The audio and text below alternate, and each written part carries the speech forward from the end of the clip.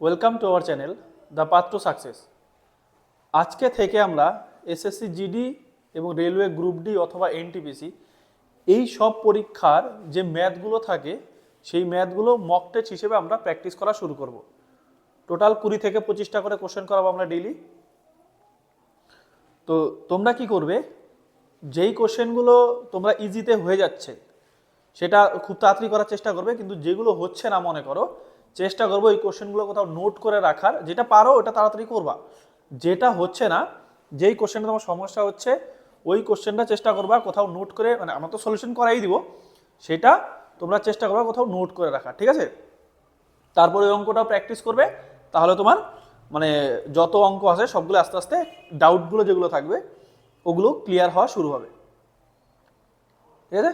তো আজকে এটা আমাদের অফলাইন মানে রেকর্ডেড ক্লাস হচ্ছে, এর পরের দিন থেকে আমরা চেষ্টা করবো এটা অনলাইনে একদম ক্লাস করা, ঠিক আছে? তো ঠিক আছে, চলো তাহলে শুরু করা যাক। সবাইকে বলি ক্লাসটা একটু শেয়ার করে দিও, তাহলে খুব ভালো হবে আর কি, ঠিক আছে?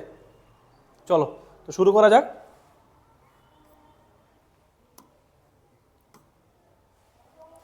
দেখো ফার্স্ট কোশ্চেন দেখো কি বলছে।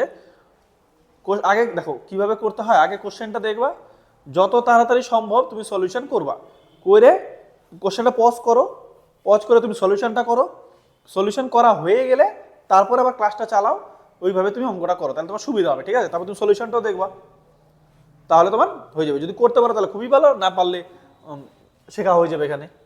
তো দেখো কি বলছে, তিনটি ক্লাসের ছাত্র সংখ্যার অনুপাত 2:3:5। যদি প্রতি ক্লাসে 20 জন ছাত্র বৃদ্ধি পায় তবে নতুন ছাত্র সংখ্যার অনুপাত হয় 4:5:7। তো কোশ্চেন বলছে প্রাথমিক মোট ছাত্র সংখ্যা কত ছিল।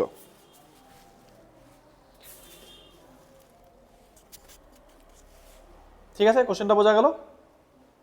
কি বলছে আমার এখানে, তিনটি ক্লাসের ছাত্র সংখ্যার অনুপাত দেওয়া আছে কত, 2:3:5। প্রথমে দেওয়া আছে 2:3:5, বলছে যদি প্রতি ক্লাসে 20 জন করে ছাত্র বৃদ্ধি পায় তবে নতুন ছাত্র সংখ্যার অনুপাত হয় কত, 4:5:7। প্রথমে অনুপাত ছিল 2:3:5 আর পরে হয়ে গেল কত, 4:5:7।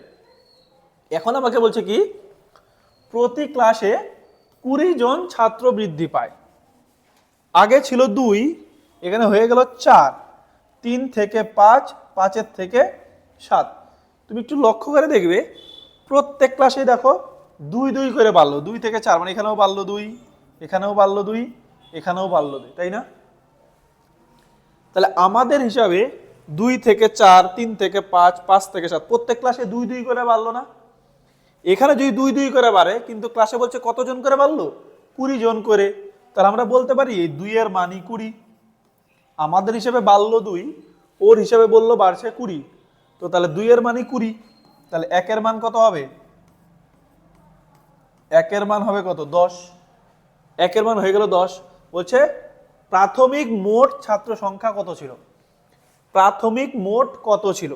তো 1 এর মান যদি 10 হয়, প্রথমে 2, তাহলে 2 এর মান কত হবে 20, 3 এর মান 3 10 30, আর 5 এর মান কত হবে 50। তাহলে 50, 60, 70, 80, 90, তাহলে টোটাল হয়ে গেল কত, 5 3 8 2 10, সরি টোটাল কত হবে 100।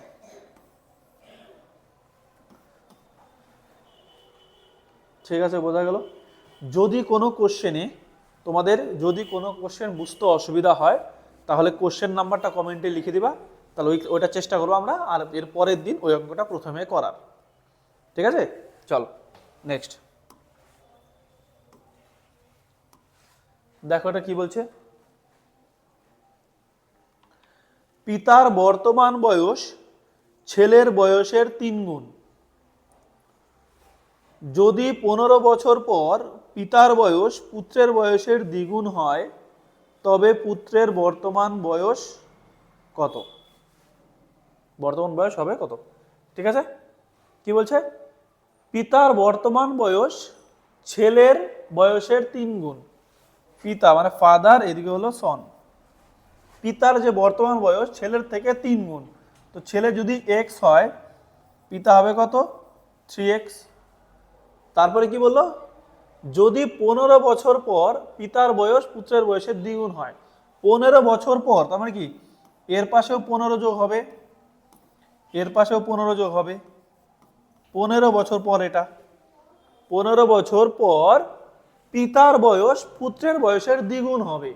পিতার বয়সটা পুত্রের থেকে ডবল হবে। এই বয়সটা এইটা যেটা এর থেকে যদি ডবল হয়, এইটা থেকে এটা যদি ডবল হয় তাহলে যদি এই দিকে 2 দিয়ে গুণ করি তাহলে সমান সমান হবে না? আমার বয়স তোমার থেকে ডবল, তাহলে তোমাকে যদি 2 দিয়ে গুণ করি তোমার বয়সকে তাহলে আমার সমান সমান হয়ে যাবে না?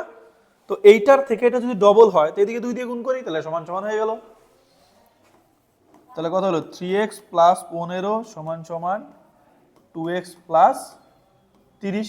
এটা পাশে নিয়ে আসো তাহলে হবে x প্লাসটা থেকে মাইনাস হবে 15, x এর মান হয়ে গেল 15। বলছে তবে পুত্রের বর্তমান বয়স কত? x ছিল না, x এর মান কত 15, তাহলে অ্যান্সার হবে কত বি। ঠিক আছে, বোঝা গেল? দেখো নেক্সট, এখানে যেগুলো অঙ্ক থাকবে আমরা চেষ্টা করব 1 থেকে 2টা অঙ্ক হোমওয়ার্ক দেওয়ার। ওই অঙ্কগুলা তোমরা করে কমেন্টে জানাবা। হ্যাঁ, ক্লাস শেষ হয়ে গেলে আমাদের কমেন্টে এটা জানাবা। 1-2টা অঙ্ক আমরা হোমওয়ার্ক দিব। হ্যাঁ, কি বলছে এটা? 3টি সংখ্যার মধ্যে দ্বিতীয়টি প্রথমটির দ্বিগুণ এবং তৃতীয়টির 3 গুণ। কোশ্চেন আস্তে আস্তে পড়ো, ভালো করে পড়ো। কি বলছে? 3টি সংখ্যা 1 2 3 বলছে 3টি সংখ্যার মধ্যে দ্বিতীয়টি প্রথমটির দ্বিগুণ। প্রথম যদি 1 হয় এটাতে কি হবে দ্বিগুণ মানে 2, এবং তৃতীয়টির 3 গুণ, তাই না? মানে দ্বিতীয় সংখ্যাটা কি বলছে প্রথমটার থেকে ডবল এবং এইটার থেকে এটা হবে 3 গুণ। তাহলে ভাবো তো আমি যদি উল্টা দিক থেকে ধরি, এইটা যদি 1 ধরি এইটা 3 গুণ কত 3, আবার এইটার থেকে এটা হবে ডবল, ডবল হওয়ার পরে যদি 3 হয় তাহলে এখানে কত হবে 1.5 হবে না? এখন লাইনটা মেলাও, দেখো তো কোশ্চেনটা কি বলছে? দ্বিতীয় সংখ্যাটা প্রথমটার দ্বিগুণ, প্রথমটা থেকে দ্বিগুণ এবং তৃতীয়টির 3 গুণ, তৃতীয়টির 3 গুণ। তবে এটা 1.5, এটা 3, এটা হবে 1। বোঝা গেল? তাহলে এটা আমার দরকার নেই। ঠিক আছে, এখন কি বললো? সংখ্যা 3টির গড় 44 হলে বড় সংখ্যাটি কত? 3টি সংখ্যার গড় হলো কত 44। তো আমাদের সমষ্টি কত? 3 4 5 5.5। তো 3টা সংখ্যার সমষ্টি কত 5.5। এখন বলছে 3টার গড় কত 44। আচ্ছা, 3টা সংখ্যার গড় যদি 44 হয় তো 3টা সংখ্যার সমষ্টি কত হবে? গড় থেকে সমষ্টি করতে গেলে গুণ হয়। 3টা সংখ্যা 3 4 2 হাতের 1, 3 4 12 কে 132। তো 3টা সংখ্যার সমষ্টি কত হলো 132, কিন্তু আমাদের হিসাবে 3টা সংখ্যার সমষ্টি কত 5.5। তাহলে আমি বলতে পারি না 5.5 এর মানই 132, তাই না? তাহলে 5.5 এর মানই কত 132। তাহলে 1 এর মান কি হবে 132/5.5। এটাই হবে না 1 এর মান 132/5.5। তবে কার মান চাইছে দেখো তো, বলছে বড় সংখ্যাটি কত? বড় সংখ্যা কত? তাহলে 3, তাহলে 3 এর মান লাগবে না? তাহলে ডাইরেক্ট আমরা করব 3 এর মান। দশমিক উঠলে দিয়ে একটা 0 লাগাও, 5 দিয়ে কাটলে 11, 5 দিয়ে কাটলে 6, 11 দিয়ে কাটো, 11 11 12, 6 12 কত হবে 6 12 72 হবে অ্যান্সার। ঠিক আছে, যে অঙ্কটা বুঝতে অসুবিধা হবে বলে রাখবা, একবার দেখবা 2বার দেখবা সমস্যা, তারপরেও যদি সমস্যা না পেটে তাহলে কমেন্টে বলবা। ঠিক আছে, দেখো নেক্সট।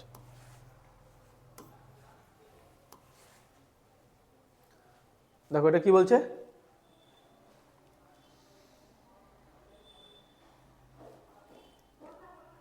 পাঁচটি সংখ্যার গড় 56, পাঁচটি সংখ্যার গড় 56।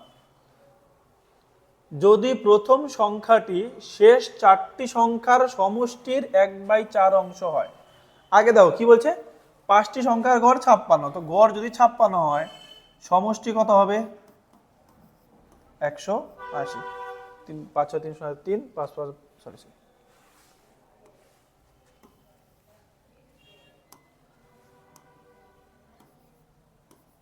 5 × 56, 5 3 0 3 5 280, ঠিক আছে। তো সমষ্টি কত হয়ে গেল? 280। এখন কি বলছে, যদি প্রথম সংখ্যাটি শেষ চারটি সংখ্যার সমষ্টির 1/4 অংশ হয়, মানে টোটাল 5টা সংখ্যা আছে, বলল যে যদি প্রথম সংখ্যাটি মানে এই সংখ্যাটা শেষ যে চারটা সংখ্যা হবে, ভালো করে বোঝো, শেষ যে চারটা সংখ্যা হবে তার সমষ্টির কত? 1/4 হবে প্রথম সংখ্যাটা, তাই না? তো আমি যদি বলি এই চারটা সংখ্যা মিলে 4, এই চারটা সংখ্যা সমষ্টি কত? 4। তাহলে আর এটা কত? এই 4-এর 1/4, তাহলে কত হবে? 1 হবে না? এইটাই মেন লাইন। কি বলছে, যদি প্রথম সংখ্যাটি শেষ চারটি সংখ্যার সমষ্টির, চারটি সংখ্যা এর সমষ্টির 1/4, আমি যদি বলি চারটা সংখ্যার সমষ্টি 4, তাহলে 4-এর 1/4 মানে কত হলো? 1। তাহলে প্রথম সংখ্যাটি হলো 1, আর এই চারটা মিলে কত হবে? 4। তবে শেষ চারটি সংখ্যার গড় কত? এই চারটা হলো 4 আর এইটা 1, তাহলে টোটাল কত হলো? 5। আমাদের হিসাবে 5, 5-এর মানে কত? 280। তাহলে 1-এর মান কত হয়? 5 দিয়ে কাটো, এটি হবে না? 1-এর মান কত হবে? 1-এর মান হয়ে গেল 56। তো বলছে শেষ চারটি সংখ্যার গড় কত, তাই না? তো তবে শেষ চারটি সংখ্যার গড় কত হবে? তো 1-এর মান যদি 56 হয়, চারটা সংখ্যা 1 2 3 4, চারটা সংখ্যার গড় কত হবে? ভালো করে বোঝো ব্যাপারটা কি বলছে, একটু বোঝার চেষ্টা করো। যে 1/4 মানে এটুকু তো বুঝলা, এটা হয়ে গেল 1, আর এই 4 জন মিলে কত হবে? এই 4 জন মিলে হবে 4, 4 জন মিলে 4, তার মানে এমন না যে 1 1 1 হবে, কম বেশিও হতে পারে, 4টা 1 1 হতে পারে, আমার কোনো যায় আসে না, ঠিক আছে। তো 5টা ছিল 280, 1 আর এখানে 4, 4 আর 1 5, 5-এর মানই 280। তাহলে 1-এর মান কত হয়ে গেল? 1-এর মান হয়ে গেল 56। এখন কি বললো তাহলে, শেষ চারটি সংখ্যার গড় কত? তো 1-এর মান যদি 56 হয়, শেষ চারটি সংখ্যার সমষ্টি কত ছিল? 1-এর মান যদি 56 হয়, তো চারটার গড় কত হবে?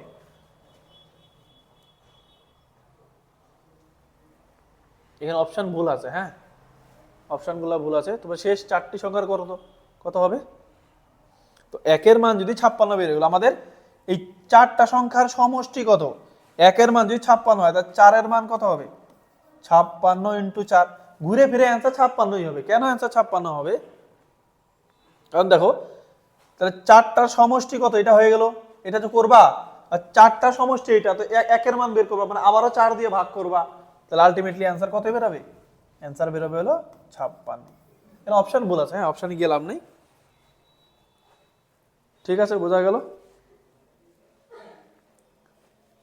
1-এর মান যেটা বেরোবে ওটি অ্যাকচুয়ালি অ্যান্সার। 1-এর মান কত? 56। দেখো কি বলছে এটা, কোনো পাঠাগারে রবিবারে 510 জন এবং অন্যান্য দিনে 240 জন পাঠক আসা যাওয়া করে। রবিবারে আসে কত? 510 জন, এবং অন্যান্য দিনে আসে মানে 6 দিনে, বাকি 6 দিনে আসে কত? 240 জন। কোন মাস রবিবার দিয়ে শুরু হলে ওই মাসে প্রতিদিন গড়ে কতজন করে আসা যাওয়া করে? কোনো মাস যদি রবিবার দিয়ে শুরু হয়, তার মানে কি 1 তারিখ হবে রবিবার, রবিবারের পর 1 তারিখের পর আবার কি বার রবিবার হবে? দেখো তো, রবিবার যে রবি সোম মঙ্গল বুধ বৃহস্পতি শুক্র শনি রবি, আবার 8 তারিখে হবে না? আমরা যখন ক্যালেন্ডার করব তখন বুঝতে পারবা যে 7 দিন পর পর ওই দিন হয়। তাহলে 1 তারিখ হবে রবিবার, 8 তারিখ হবে রবিবার, আরও 7 যোগ করো, তাহলে কত হলো 15, আরও 7 যোগ করলে 22, আরও 7 যোগ করলে 29। তাহলে রবিবার টোটাল কটা হলো? রবিবার হলো 5টা, টোটাল দিন 30। তার মধ্যে 5টা হয়ে গেল রবিবার। 5টা রবিবার, এক রবিবারে আসে কতজন? 510 জন হয়ে গেল টোটাল। তো 30 দিনের মধ্যে 5 দিন যদি এখানে হয় তাহলে বাকি থাকবে আরো কত দিন? 25 দিন। গড়ে কতজন? 240 জন। এটুকু বোঝা গেল। রবিবার দেশ হলে 5টা রবিবার, 5টা রবিবারে এক গড়ে রবিবারে 510 জন, আর তাহলে বাকি থাকলো 25 দিন। 25 দিন আসবে কত? 240 জন করে। তো করো 5 0 0, 5 অক্ষে 5, 5 5, তাহলে রবিবারে টোটাল এত হয়ে গেল। আর 25 0 0, 24 100 0, হাতে হলো 10, 20 50 আর 10 60 হয়ে গেল। তা টোটাল কতজন হলো দেখো তো? 8 5 5 0, 8550 জন হয়ে গেল টোটাল। টোটাল পাঠাগারে টোটাল লোক আসলো কত? কত পাঠক আসলো? 8550 টোটাল। এখন আমাকে বলছে ওই মাসে প্রতিদিন গড়ে কতজন। তাহলে টোটাল আসলো 8550 জন। কত দিনে? 30 দিনে। তাহলে গড় কত?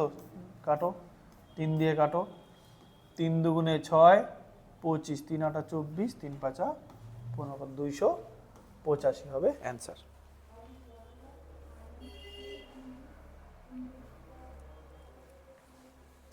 ঠিক আছে, নেক্সট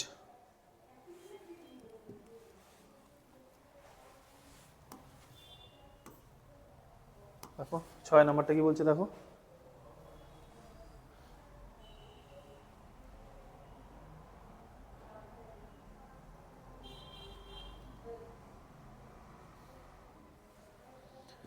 একটি ট্রেন এবং একটি প্ল্যাটফর্মের দৈর্ঘ্য সমান। ট্রেনের দৈর্ঘ্য যা, প্ল্যাটফর্মের দৈর্ঘ্যও তা। যদি একটি ট্রেন 90 কিমি/ঘন্টা বেগে ওই প্ল্যাটফর্মকে 1 মিনিটে অতিক্রম করে তবে ট্রেনের দৈর্ঘ্য কত? কি বলছে? একটি ট্রেন ও একটি প্ল্যাটফর্মের দৈর্ঘ্য হলো সমান। যদি একটি ট্রেন 90 কিমি/ঘন্টা বেগে একটি প্ল্যাটফর্মকে 1 মিনিটে অতিক্রম করে, 1 মিনিট মানে কি 60 সেকেন্ডে। ট্রেনের গতিবেগ কত? 90 কিমি/ঘন্টা। একটি প্ল্যাটফর্মকে 1 মিনিট মানে 60 সেকেন্ডে যায়। তো ঘন্টায় যায় 90, তো 1 সেকেন্ডে কত যায়? 5/18। 1 সেকেন্ডে যাবে এত, কত সেকেন্ড গেল? 1 মিনিট মানে 60 সেকেন্ড। তাহলে 60 সেকেন্ডে টোটাল কত যায় দেখো। 18 দিয়ে কাটলে 5, 25, 6 25 150। টোটাল গেল কত? 1500। ট্রেনের দৈর্ঘ্য কত? কি বলছে? ট্রেন ও প্ল্যাটফর্মের দৈর্ঘ্য কি সমান। তো দুইটা মিলে যদি 1500 হয়, সমান সমান হয়, তাহলে 2 দিয়ে ভাগ করো, তাহলে কত হবে? 750। এটি হবে অ্যান্সার। ট্রেনও যা প্ল্যাটফর্ম যা, দুটো যদি সমান সমান হয়, তো দুইটা মিলে 1500, তাহলে একটা কত হবে? 750। ঠিক আছে, নেক্সট। এগুলা ইজি অঙ্ক, আজকে বেশি কঠিন অঙ্ক রাখি নাই।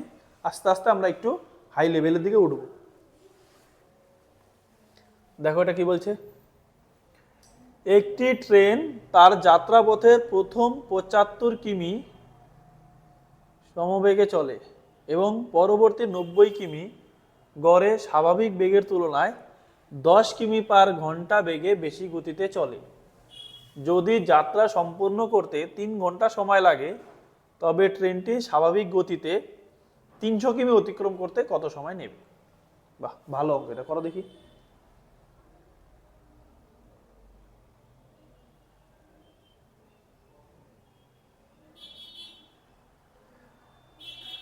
টোটাল কত দূর যাবে বলছে? 300 কিমি যাবে, তাই না? বলছে একটি ট্রেন তার যাত্রাপথের প্রথম 75 কিমি সমবেগে চলে বা নর্মাল স্পিডে চলে এবং পরবর্তী 90 কিমি গড়ে স্বাভাবিক বেগের তুলনায় 10 কিমি/ঘন্টা বেগে চলে। যদি যাত্রা সম্পন্ন করতে 3 ঘন্টা সময় লাগে তবে ট্রেনটি স্বাভাবিক গতিতে 300 কিমি। হ্যাঁ ঠিক আছে, তাহলে কাজ করো, এইটা আমি দিয়ে দিচ্ছি হোমওয়ার্ক, এটা হবে হোমওয়ার্ক নাম্বার 1। ঠিক আছে, আগেই বলছিলাম না হোমওয়ার্ক দিব, আর হোমওয়ার্ক অঙ্কগুলা একবারে যেগুলো জলের মতো ইজি ওগুলো হোমওয়ার্কে পাবা না, একটু যেগুলো কোয়ালিটির অঙ্ক আছে এগুলো চেষ্টা করবো আমি তোমাদেরকে হোমওয়ার্ক দেওয়ার। ঠিক আছে, এটা হলো হোমওয়ার্ক নাম্বার 1। কমেন্ট করবা, কমেন্ট করে জানাবা অ্যান্সার কত হবে। ঠিক আছে, চলো এটা মনে রাখো, কোশ্চেন নাম্বার 7 যখন কমেন্ট করবা 7 নাম্বার লিখে কমেন্ট করবা, হ্যাঁ, যে কোশ্চেন নাম্বার 7 অ্যান্সার হবে এটা। চলো নেক্সট, যেটা হোমওয়ার্ক পাবা ওইটা একটু ভালো কোয়ালিটির অঙ্ক পাবা। দেখো এটা, একটি ট্রেন 260 মিটার দীর্ঘ একটি ব্রিজকে 21 সেকেন্ডে এবং একটি টেলিগ্রাফ পোস্টকে 9 সেকেন্ডে অতিক্রম করে, ট্রেনটির দৈর্ঘ্য কত? কি বললো? বলছে একটি ট্রেন 260 মিটার দীর্ঘ একটি ব্রিজকে অতিক্রম করে কত সেকেন্ডে? 21 সেকেন্ডে। মানে ব্রিজকে অতিক্রম করা মানে, ব্রিজকে অতিক্রম করা মানে ট্রেনের নিজের দৈর্ঘ্য প্লাস সেতুর দৈর্ঘ্য, আমরা এটা জানি। ব্রিজ কত? 260 হয়ে গেল ব্রিজ, আর ট্রেন নিজে হয়ে গেল কত? এক্স। টোটাল কত সেকেন্ডে? 21 সেকেন্ড অতিক্রম করে। এবং একটি টেলিগ্রাফ পোস্ট, টেলিগ্রাফ পোস্টকে অতিক্রম করা মানে, টেলিগ্রাফ পোস্টকে অতিক্রম করা মানে নিজেকে অতিক্রম করা। ট্রেনের নিজের দৈর্ঘ্য কত ধরলাম? এক্স ধরলাম, তাহলে এই এক্সটাকে অতিক্রম করে কয় সেকেন্ডে? 9 সেকেন্ডে। এটাই কোশ্চেন আমার, ট্রেনটির দৈর্ঘ্য কত, কিন্তু এক্স এর মান বের করবা অ্যান্সার হয়ে যাবে। 3 দিয়ে কাটো 3, 3 দিয়ে কাটো 7, কোনাকুনি করো। 7x সমান সমান 318 1, 3 6 1 7 প্লাস 3x, এটাই পাশে নিয়ে আসো, তাহলে হবে 4x। 4x এর মান 780। 4x এর মান যদি 780 হয় তাহলে x এর মান কি হবে? 780/4। 4 দিয়ে কাটো, 4 × 4 38, 4 9 36, 20 4 5 20 195। তাহলে x এর মান হয়ে গেল কত? 195। সোজা আছে না? যাদের একটু একটু বেসিকও করা আছে তারা আরামসে এই চ্যাপ্টারটা করতে পারবা। ঠিক আছে, দেখো নেক্সট।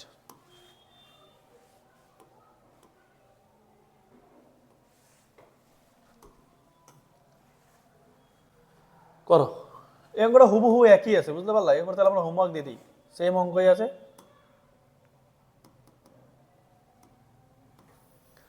ঠিক আছে, এটা আমাদের তাহলে হোমওয়ার্ক থাক। এত সেকেন্ডে সিগন্যাল পোস্ট একই ব্যাপার, তাহলে এটি হবে হোমওয়ার্ক নাম্বার হবে কত? 2, আর কোশ্চেন নাম্বার কত? 9। তাহলে দুইটা হোমওয়ার্ক হয়ে গেল, একটা 9 একটা 7। ঠিক আছে, চলো নেক্সট করো। আরো একটা কোশ্চেন হোমওয়ার্ক দিব, হ্যাঁ 3টা দিব টোটাল। তো কি বলছে? 3টি গাড়ির বেগের অনুপাত 2:3:4। গাড়িগুলি সমদূরত্ব অতিক্রম করতে যে সময় নেবে তার অনুপাত কত? মানে প্রথমটা যদি 2 গিয়ারে চলে, পরেরটা 3 গিয়ারে চলে, তারপরটা 4 গিয়ারে চলে। তো প্রথম 2, তারপর 3, তারপর 4। বলছে গাড়িগুলি সমদূরত্ব অতিক্রম করতে কত সময় নেবে? একটা ডিস্টেন্স আছে, কিছু একটা ডিস্টেন্স, ওইটা পার করতে কত সময় নেবে? তো আমাদের ইচ্ছা মতো আমরা ডিস্টেন্স ধরবো, কিন্তু ডিস্টেন্স আমরা কত ধরবো? 2 3 4 যে আছে এর লসাগু কত? 2 3 4 এর লসাগু কত? 12। তাহলে আমরা টোটাল ডিস্টেন্স ধরবো কত? আমরা 12। তাহলে টোটাল ডিস্টেন্স যদি 12 হয়, স্পিডের অনুপাত 2 দিয়ে 12কে ভাগ করে কত? 6। 3 দিয়ে 12কে ভাগ করো 4, 4 দিয়ে 12কে ভাগ করলে কত হবে? 3। তাহলে অনুপাত কত হবে? সময়ের অনুপাত 6:4:3। 6 4 3। লসাগু করো, লসাগুকে ভাগ করে দাও, তাহলেই হবে। ঠিক আছে, চলো নেক্সট দেখো কি বলছে। 40 কিমি/ঘন্টা এবং 22 কিমি/ঘন্টা বেগে একই দিকে গতিশীল দুটি ট্রেন পরস্পরকে 1 মিনিটে অতিক্রম করে। প্রথম ট্রেনটির দৈর্ঘ্য 125 মিটার হলে দ্বিতীয় ট্রেনটির দৈর্ঘ্য কত হবে?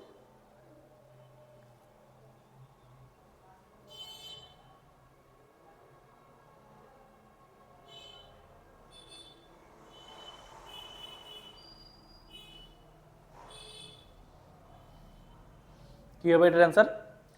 বলছে 40 কিমি পার ঘন্টা এবং 22 কিমি পার ঘন্টা একই দিকে গতিশীল। একই দিকে যদি যায় আমাদের গতিবেগ হয়ে যায় কি মাইনাস। তো একটা হলো 40, একটা হলো কত 22, তাহলে গতিবেগ কত হয়ে যাবে 18 কিমি পার ঘন্টা। এটুকু বোঝা গেল। একই দিকে যদি যায় গতিবেগ হয়ে যায় কি মাইনাস। কি বলছে? একই দিকে গতিশীল দুটি ট্রেন পরস্পরকে 1 মিনিটে অতিক্রম করে। তো 1 ঘন্টায় কত হলো 18, তাহলে 1 সেকেন্ডে কত হবে 5/18 ইন্টু কত সেকেন্ড 60 সেকেন্ড। 18 কাটো 5 6 কত 300। তো এটা অ্যান্সার হয়ে গেল 300। সোজা না? ও না না না, এটা চাই নাই, দুটো মিলে চাই নাই, সরি। কি বলছে? প্রথম ট্রেনটির দৈর্ঘ্য 125 মিটার। টোটাল আমাদের কত হয়ে গেল? টোটাল হয়ে গেল 300। তার মধ্যে প্রথম ট্রেনটা কত 125, তাহলে টোটাল হয়ে গেল 300। 300 থেকে 125 বাদ দিয়ে দাও, তাহলে বাকি কত হবে 175। ওটা হবে দ্বিতীয় ট্রেন। এই 300 যেটা বেরিয়েছে এটা দুইটা ট্রেন মিলে বেরোলো না, দুইটা ট্রেন মিলে 300। তা বলছে যদি প্রথম ট্রেনের দৈর্ঘ্য 125 হয় তাহলে বাকিটা কত? দুইটা মিলে 300, 125 বাদ দিয়ে দাও, তাহলে হবে 175। ঠিক আছে, চলো নেক্সট।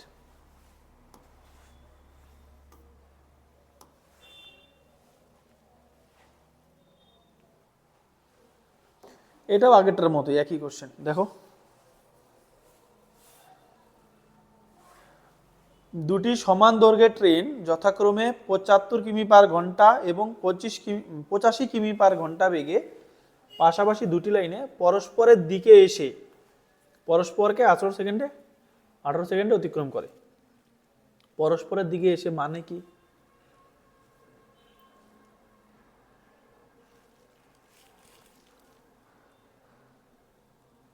পরস্পরের দিকে আসা মানে উল্টার দিকে আসা, বুঝতে পারলে? এখন করো, তাহলে বলে দিলাম। তার মানে যদি উল্টা দিকে আসে তাহলে গতিবেগ কি হয়ে যায়? একটা হলো 75, একটা হলো 85।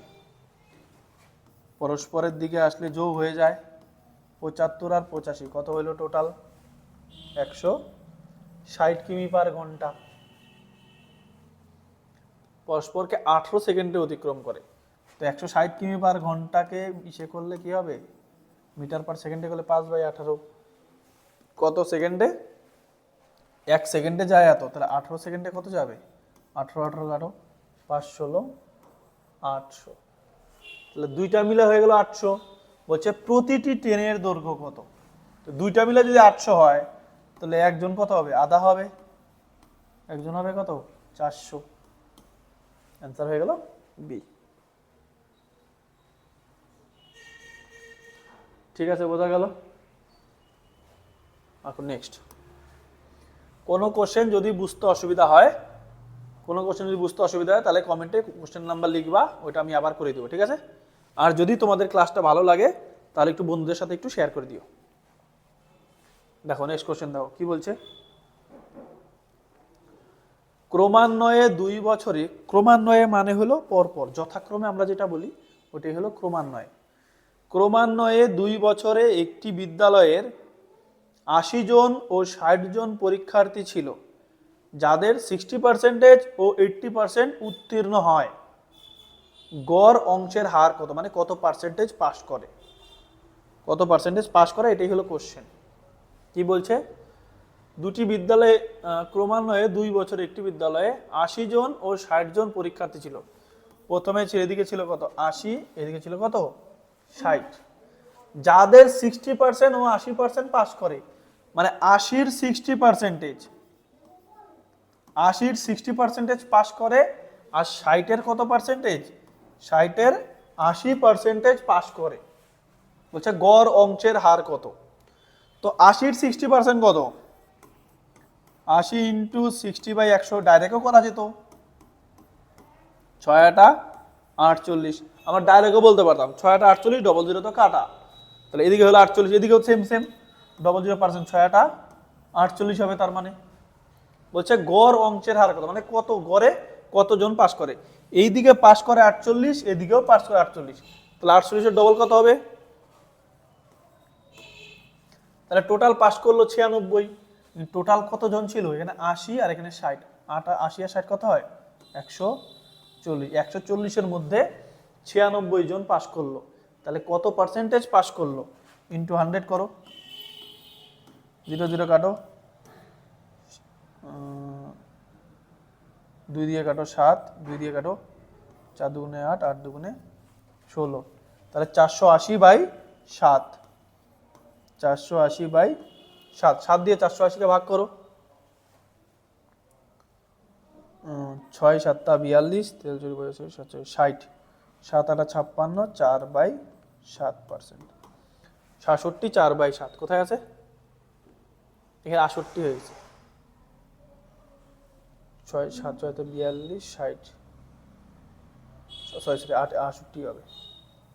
ঠিক আছে, 68 4/7 হবে, 68 4/7 হবে। ঠিক আছে, তো অঙ্কটা যদি না বুঝতে অসুবিধা একটু আগিয়ে আবার দেখে নিবা, ক্লিয়ার হয়ে যাবে। দেখো নেক্সট কি বলছে, চালের দাম 20% কমলে 100 টাকায় 2 কেজি বেশি পাওয়া যায়, প্রতি কেজি চালের হ্রাসপ্রাপ্ত মূল্য কত? প্রতি কেজি চালের হ্রাসপ্রাপ্ত মূল্য কত? চালের দাম 20% কমলে 100 টাকায় 2 কেজি বেশি পাওয়া যায়, মানে চালের দাম 20% কমলো, 100 টাকার থেকে 20% বলছেন 100 টাকায়। তুমি 100 টাকা নিয়ে দোকানে গেলে, বললো দোকানদার বললো 20% দাম কমলো, তো 100 টাকা দিয়ে 20% মানে 100 টাকা 20% কত টাকা? 20 টাকা। তার মানে আমরা বলতে পারি না যে 20 টাকায় দাম কমলো, তাই না? তুমি 100 টাকা নিয়ে দোকানে গেলা, দোকানদার বললো 20% দাম কমছে, তাহলে 20 টাকা দাম কমলো 100 টাকা থেকে।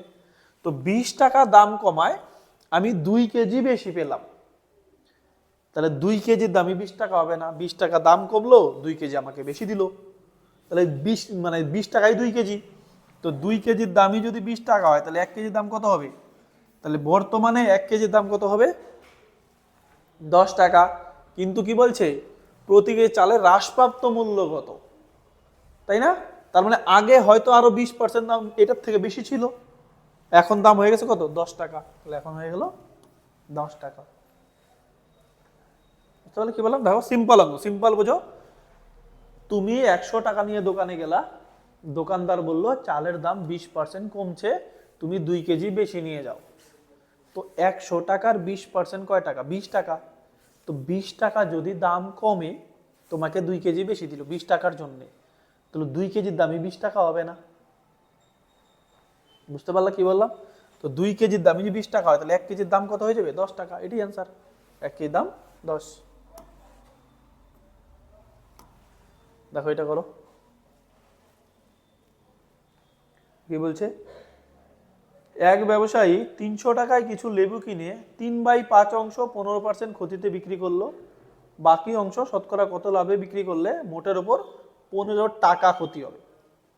এরকম অঙ্কে এই যে টাকা যেটা দেওয়া থাকবে ওটার কোনো ইম্পর্টেন্স নাই, তুমি তোমার মতো করে টাকা ধরো, তোমার মতো করে অঙ্ক করো, হয়ে যাবে। বুঝতে পারলে কি বললাম? কি বলছে, 300 টাকা ধরার দরকার নেই, 3/5 অংশ, 3/5 অংশ দেওয়া আছে, আমি টোটালি 5-এর জায়গায় ধরলাম 500, তাহলে টোটালি ধরলাম 500 টাকা, তাই না? তাহলে 500 টাকার 3/5 অংশ কত হবে? 500 এর 3/5 কত হবে? 300 টাকা। 500 এর 3/5 কত হবে? 300। আর তাহলে বাকিটা কত হয়ে যাবে? টোটাল 500 টাকা, তার মধ্যে এটা হলো 300, তাহলে বাকিটা কত হবে? 200। তাহলে একটা যদি 300 হয় আর বাকিটা হয়ে যাবে কি? 200। বলছে 3/5 অংশ, তার মানে এটা 3/5 অংশ, 3/5 অংশ 15% ক্ষতিতে বিক্রি করলো। 300-র 15% কত? 300-র 10% 30 আর 5% 15 মানে 45। এর থেকে যদি 45 টাকা লস হয়, তাহলে কত হবে? 255 টাকা বিক্রি করলো। তারপরে বলছে বাকি অংশ কত লাভে বিক্রি করলে, অ্যাকচুয়ালি বাকি অংশ শতকরা কত লাভে বিক্রি করলে মোটের ওপর 15 টাকা ক্ষতি হবে? মোটের ওপর 15 টাকা ক্ষতি হবে। তো দেখো মোটের ওপর 15 টাকা ক্ষতি মানে আমি 500 টাকা দিয়ে কিনছিলাম, 500 টাকা কেনাতে আমার মোটের ওপর 15 টাকা হবে ক্ষতি, তাহলে কত টাকা বেচবো? এর থেকে 15 বাদ দাও, তাহলে টোটাল 485 টাকা আমার লাগবে না? 15% ক্ষতি না, কিন্তু 15 টাকা ক্ষতি, 15 টাকা ক্ষতি। তো 15 টাকা, 500 থেকে 15 টাকা ক্ষতি মানে কত? 485 টাকা লাগবে আমার, তাই না? তো 485 টাকার মধ্যে মাত্র একটা বিক্রি করলাম কত? 255 টাকা। তো 485 থেকে 255 বাদ দিয়ে দাও, তাহলে 032, তাহলে আমাকে আরো 230 টাকা লাগবে। তাহলে এইটা জিনিস আমাকে 230 টাকা বিক্রি করতে হবে না? এইটা আমাকে তাহলে 230 টাকায় বিক্রি করতে হবে। তাহলে 200 টাকার জিনিস 230 টাকায় বিক্রি করব, কত টাকা লাভ হবে? 200 টাকার জিনিস 230 টাকায় বিক্রি করলে আমাকে লাভ করতে হবে 30 টাকা। বলছে শতকরা কত? কতর মধ্যে? 200-র মধ্যে না? 200-র মধ্যে 30 টাকা লাভ, তাহলে শতকরা লাভ কত হলো? 15%। শতকরা লাভ হবে 15%। এই টাইপের অঙ্ক আরও আছে, একটু ঘুরিয়ে ফিরিয়ে আছে, ওগুলো আমরা আস্তে আস্তে করার চেষ্টা করব। তোমরা খালি শুধু একটু সাপোর্ট করবা, একটু শেয়ার করে দিও, আর যদি পারো সাবস্ক্রাইবটা করে নিও, তাহলে এরকম অঙ্ক তুমি আর এরকম আরও অনেক দেখতে পারবা। ঠিক আছে, চলো নেক্সট। আজকে আমরা 20টা অঙ্ক করবো। হ্যাঁ, এরপরের দিন থেকে আমরা কন্টিনিউ 25টা করে অঙ্ক করা শুরু করব। দেখো কি বলছে, ধার্য মূল্যের 1/5 অংশ ছাড় দিলে ছাড়ের 1/2 অংশ ক্ষতি হয়। সিম্পল লাইনের কোশ্চেন, কিন্তু একটু কোয়ালিটির কোশ্চেন। বলছে ক্ষতির হার কত? ধার্য মূল্যের 1/5 অংশ ছাড় দিলে, ধার্য মূল্য যা হবে তার 1/5 অংশ ছাড় দিবে। তো টোটাল আমি যদি ধরি, ধার্য মূল্য যদি ধরি 5, ধার্য মূল্য ধরলাম 5, 5-এর 1/5 দিল ছাড়, 5-এর 1/5 ছাড় দিবে।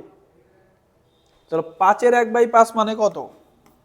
5-এর 1/5 মানে কত টাকা? 1 টাকা। তাহলে 1 টাকা ছাড় দিল, তাই না? তাহলে ছাড় দিল কত? দেখো ভালো করে বোঝো, ছাড় দিল কয় টাকা? 1 টাকা। বলো ছাড়ের 1/2 মানে আধা অংশ ক্ষতি হয়, ছাড়ের আধা ক্ষতি হয়। ছাড় দিল কয় টাকা? 1 টাকা। 1 টাকার আধা হয়ে গেল ক্ষতি। 1 টাকার আধা মানে কত? 0.5, মানে 0.5, এটা ক্ষতি হয়ে গেল। মানে কি হয়? তার মানে দাম লেখা আছে 5 টাকা, বলছে না ধার্য মূল্যের 1/5 অংশ ছাড় দিলে, ধার্য মূল্য 5, 5-এর থেকে আমি যদি 1/5 অংশ ছাড় দেই, মানে 1 টাকা যদি ছাড় দেই, তাহলে আমার 0.5 ক্ষতি হয়, ছাড়ের 1/2 অংশ ক্ষতি হয়। ছাড় কত দিলাম? 1 টাকা। 1 টাকার আধা অংশ মানে কি? আধা ক্ষতি হয়। তাহলে বলছে ক্ষতির হার কত? বুঝতে পারলে কি বললাম? তার মানে দাম, মনে করো এই কলমটার 5 টাকা দাম লেখা ছিল, আমি 1 টাকা ছাড় দিয়ে দিলাম। 1 টাকা যদি ছাড় দেই, তাহলে বিক্রি করবো কত? 4 টাকায়। যদি আমি 4 টাকায় বিক্রি করি, তাহলে কি ছাড় দিলাম কয় টাকা? 1 টাকা। এখান থেকে 1 টাকা ছাড় দিলাম, 5 টাকার জিনিস 4 টাকায় বিক্রি করলাম, তাহলে ছাড় দিলাম 1 টাকা। তো 1 টাকায় যদি ছাড় দেই, আমার আধা লস, মানে 8 আনা লস। তার মানে 4 টাকায় বিক্রি করলে 8 আনা আমার লস। তাই হলো না ব্যাপারটা? 4 টাকায় বিক্রি করলে যদি 8 আনা লস হয়, তাহলে কেনা দাম কত? 4.5 টাকা হবে না? আমি এই কলমটা 4 টাকায় বিক্রি করলাম, আমার বললাম 50 পয়সা লস হয়ে গেছে, তাহলে কেনা দাম কত? 4.5 টাকা। বলছে ক্ষতির হার কত? ক্ষতি কত হইলো? 0.5 না? ক্ষতি হয়ে গেল 0.5, আর কেনা দাম কত? 4.5। এটাই না? ইন্টু হয়ে যাবে কত? ইন্টু হবে 100। এই দশমিক দশমিক ওঠাও, 5 দিয়ে কাটলে 9, 9 দিয়ে 100কে ভাগ করো, 9 দিয়ে 100 ভাগ করলে 11 সমস্ত 1/9। ঠিক আছে, বোঝা গেল? ঠিক আছে, দেখো নেক্সট।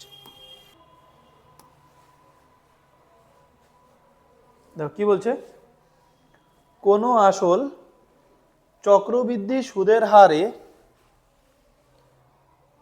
5 বছরে, কোনো আসল চক্রবৃদ্ধি সুদের হারে 5 বছরে দ্বিগুণ হলে কত বছরে 8 গুণ হবে? কোনো আসল চক্রবৃদ্ধি সুদের হারে 5 বছরে দ্বিগুণ হলে কত বছরে 8 গুণ হবে?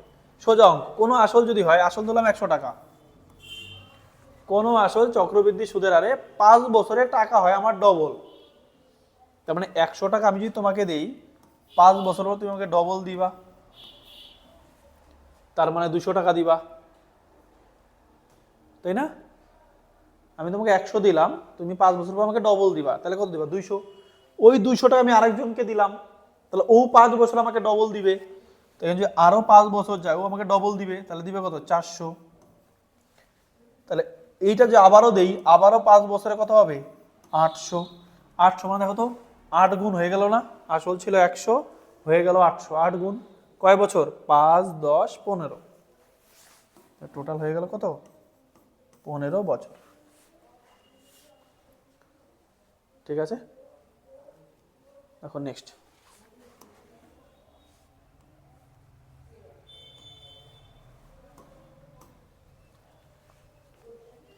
করো এটা। কোশ্চেন বড় ছোট সেরকম কোনো ব্যাপার নাই, কোশ্চেন সোজা।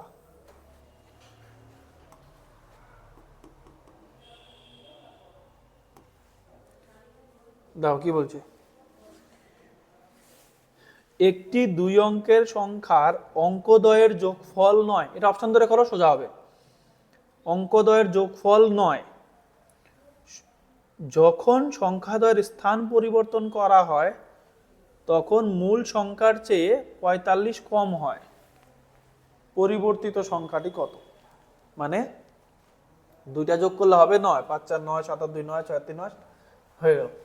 যখন অঙ্কদ্বয় স্থান পরিবর্তন করে, যদি হয় মনে করা ছিল 45, স্থান পরিবর্তন করলে কত হবে? 54। এটা ছিল 72, স্থান পরিবর্তন কত হলে হবে? 27, এরকম হবে। স্থান পরিবর্তন করা হয় তখন মূল সংখ্যার চেয়ে 45 কম হয়, তাহলে 63 থেকে কত হবে? 36, আর 27 থেকে হবে কত? 72। এগুলা বেশি হয়ে গেল না? মূল সংখ্যা থেকে বলছে কত কি হয়? 45 কম হয়, তো এটা থেকে এটা বেশি হয়ে গেল, এটা বাদ। এটা থেকে এটা বেশি হয়ে গেল, এটাও বাদ। মূল সংখ্যাতে কত কম হবে? 45। তো 72 থেকে যদি 27 বাদ দেই কত হয়? 45 হয়। বাদ 2 হাতের 1, এটা হয়ে গেল 45। তাহলে এটাই হয়ে গেল আমার অ্যান্সার। তারপরে কি বলছে তাহলে? পরিবর্তিত সংখ্যাটি কত? পরিবর্তিত সংখ্যা কত? 27, 72 না কিন্তু। অরিজিনালি 72 ধরছিলাম, কিন্তু অ্যান্সার হবে কত? 27, 72 কিন্তু হবে না। এরকম অঙ্ক অপশন ধরেই করতে পারবা। ঠিক আছে, দেখো আজকের লাস্ট অঙ্ক এটা। বাকি 2টা কোশ্চেন হোমওয়ার্ক দেওয়া আছে না, ওই 2টা কোশ্চেন তোমরা করবা। করো এটা। 450-এর সঙ্গে কোন ক্ষুদ্রতম সংখ্যা গুণ করলে গুণফল পূর্ণবর্গ হবে? 450-এর সঙ্গে কোন ক্ষুদ্রতম সংখ্যা গুণ করলে গুণফল পূর্ণবর্গ হবে? এরকম কোশ্চেন অপশন ধরে করবা। আর যদি অপশন ধরে করতে একটু গন্ডগোল মনে হয়, তো আমি তোমাদেরকে একটা সিম্পল ট্রিক দেখাই দিচ্ছি, ওইভাবে করবা। এটা যেরকম আসে কত? 445, 450, কোন সংখ্যা গুণ করলে পূর্ণবর্গ হবে? যদি 4 গুণ করি, দেখো 4 0 0 4 5 2 4 18, পূর্ণবর্গ মানে স্কোয়ার। 1800 কার স্কোয়ার? কারো স্কোয়ার নাই। যদি 450-কে 2 দিয়ে গুণ করি কত হলো? 900। 900 কার স্কোয়ার? 30 স্কোয়ার না? তাহলে অ্যান্সার হলো 2। বোঝা গেল? ঠিক আছে, তাহলে আজকে এটুকুই থাক। এরপর দিন থেকে আমরা লাইভ ক্লাস করার চেষ্টা করব এই সন্ধ্যাবেলায়। মোটামুটি লাইভ ক্লাস হয় এরকমই 5টা 6টা এরকম টাইমে লাইভ ক্লাস হবে। ঠিক আছে, 6টা 6:30। তো তোমরা চেষ্টা করবে এই টাইমে একটু থাকার। ঠিক আছে, তাহলে এটুকুই থাক। যদি ক্লাস তোমাদের ভালো মনে হয় তাহলে আমি বলবো একটু শেয়ার করে দিও। ঠিক আছে, যদি তোমার মনে হয় না ঠিকঠাক ক্লাস চলছে তাহলে একটু শেয়ার করে দিও। এইটা হলো আমাদের ক্লাস 1। এরপর আস্তে আস্তে ক্লাস 1 2 3 4 আমরা চেষ্টা করবো এই ক্লাসটা কন্টিনিউ করার, একদম এই জিডি পরীক্ষা শেষ হবে আর ওইদিকে একদম রেলওয়ে পরীক্ষা পর্যন্ত টোটালটাই আমরা প্র্যাকটিস করার চেষ্টা করব। যদি শুরু থেকে আমি বলবো শেষ পর্যন্ত সঙ্গে থাকো, তাহলে আশা করি আমরা টার্গেট রাখবো যতগুলো অঙ্ক আমাদের পরীক্ষায় থাকবে আমরা ঠিক ততগুলো অঙ্ক করার চেষ্টা করব। ঠিক আছে, তাহলে আজকে এটুকুই থাক। Thank you.